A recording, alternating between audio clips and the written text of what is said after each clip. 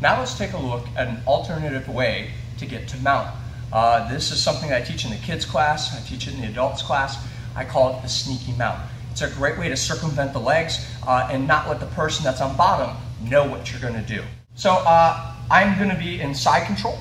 I've asked Fred to straighten his legs so you can see what's going on right now. I'll have him bend to the legs later so that you can see how the spacing and the relationship between pulling in deals with that.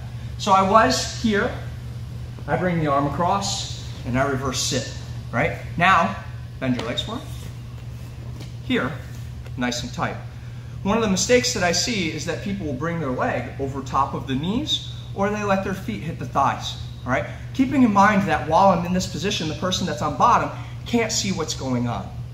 An effective mount technique does not allow him to put me into guard.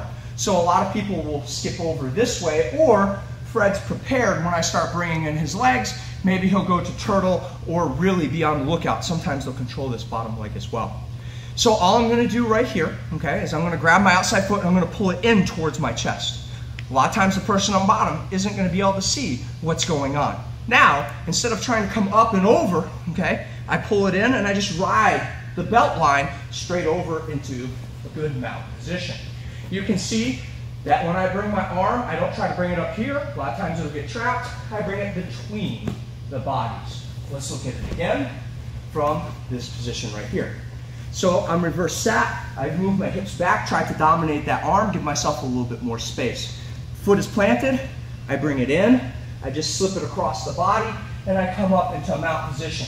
From here, a lot of times this arm will get trapped trying to come across. I like to bring it between the bodies. In the event when I bring it between the bodies, he blocks it, you may bring it up top, because now we know his arm is in here. Here, nice and tight, I bring the arm across, reverse sit and scoop. Grabbing, foot comes across, up, between the bodies.